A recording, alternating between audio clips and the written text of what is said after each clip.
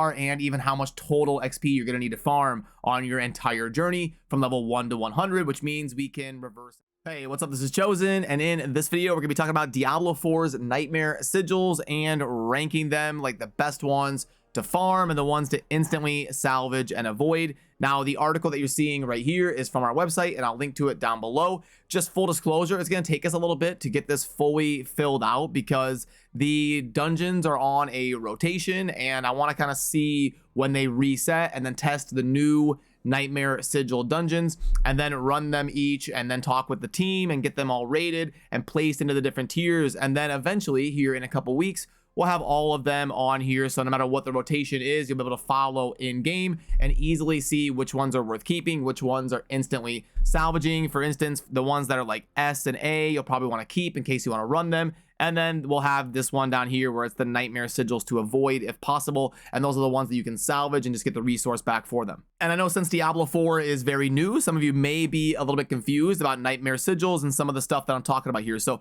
Nightmare Sigils are going to be a resource that can either drop in game in a Nightmare Dungeon, which a Nightmare Dungeon is kind of viewed as the end game content of Diablo 4 right now. You will have Nightmare Sigils that are anywhere from tier 1 to tier 100. And they're kind of like greater rifts in Diablo 3 or maps in Path of Exile. And I'm not going to do like a crazy 20-minute deep dive into Nightmare Sigils because I will do a dedicated video here on the channel and I'll lay it out for you in a post and all of that. But just like the quick rundown is they're kind of the end game mechanic. Once you're up there later in the ranks, you'll start doing Nightmare Sigils that are like level 60, level 70, and all of that. And you'll really be able to maximize your glyphs by leveling them up. The things that are in your Paragon board, these glyphs, you level them up by heading into a Nightmare Dungeon. And then at the end, there's a mechanic where after you kill the boss, a little altar pops up and you can get some XP thrown into these glyphs that are in your Paragon board. And when you go to the occultist, you can salvage some of the Nightmare Sigils that you don't want. And that's where something like this can come in handy because you can scroll through and quickly kind of learn which ones are insta salvage and try to craft yourself some of these S and A tier ones, because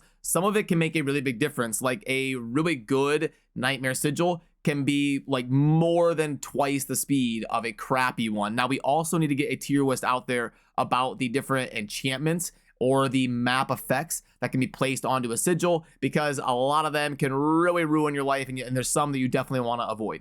So like at the occultist, when you go to craft a Nightmare Sigil, like for me, I would want to craft something, I don't know, like in the 40s or so. I'm level 89, so somewhere in the 40s is probably pretty good for me. Once you get up to like level 95, 100, you're going to probably be like in the 50s or so. But you craft yourself like a sigil that you can go ahead and clear. 36 to 40 will be a decent one I can easily clear. And then you see that you get this Crusaders Cathedral Nightmare Sigil. So Crusaders Cathedral is the map, and then that's what you're going to be seeing over here laid out. And Crusaders Cathedral is right here. Pretty decent Nightmare Sigil. So that would be one that you may want to think about keeping and possibly running. But like I said, there's another tier to this. There's going to be these different effects that are placed onto the sigil. Like you see, you get a positive effect in you deal 15% more fire damage, which that's why that one is green. But then you also get the negative effects here of blood blister, and then the mobs are getting attack speed, cold resistance, and unstoppable. So some of them can be brutal. It can be like this lightning thing that constantly zaps you and kills you if you're not standing within a certain radius and all of that. But like I said, there will be a deep dive video coming out where I lay out all of these sigils, which ones are good, which ones are bad, and all of these different mechanics and how they function, and lay them out so you know exactly what to watch out for and what to make sure you avoid, and which ones are best for you to run when you're grouping up with your friends, and all the stuff you need to know about Nightmare Sigils.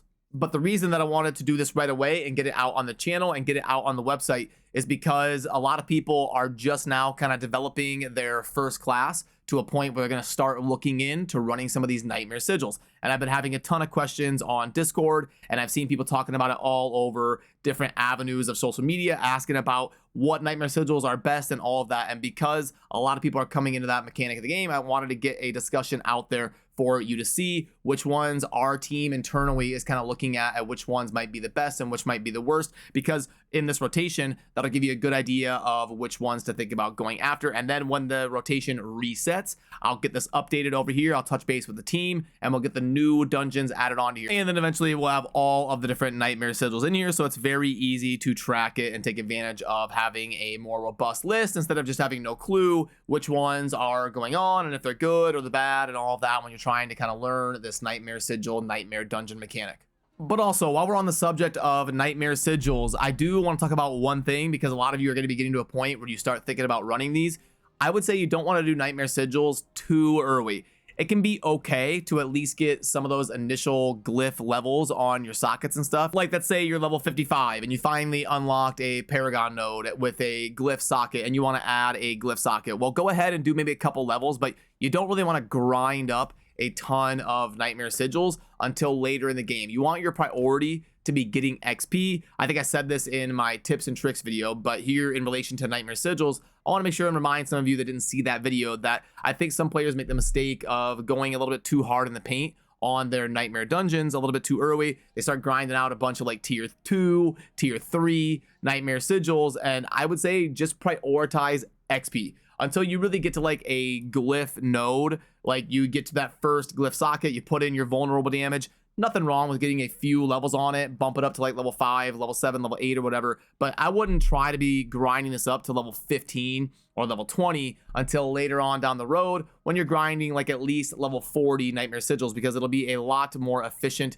use of your time. You get way more benefit later on because you can get a bunch more XP and you won't have to do as many Nightmare Sigils. You'd rather just focus on XP when the XP is still coming in fast when you're like below level 80. Which, speaking of, while you're there, we did also get out a post today kind of charting the XP mechanics and this little XP 101 post where it walks through how some of those different mechanics work, like seeing how fast the XP starts ramping up based on what level you are and even how much total XP you're going to need to farm on your entire journey from level 1 to 100, which means we can reverse engineer and use that to figure out how long it's going to take the average player to hit level 100 based on how much they're playing per week and all of that. So I will get a video walking you through that as well here on the channel. But for now, wanted to cover the Nightmare Sigils. So for those of you diving into it over the weekend, you'll have at least a little bit of guidance on maybe which ones to look out for and which ones to watch out for.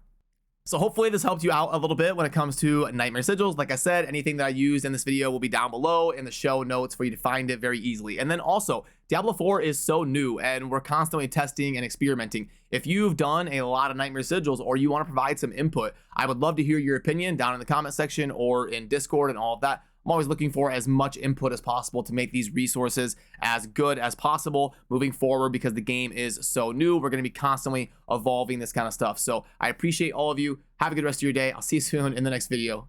Peace.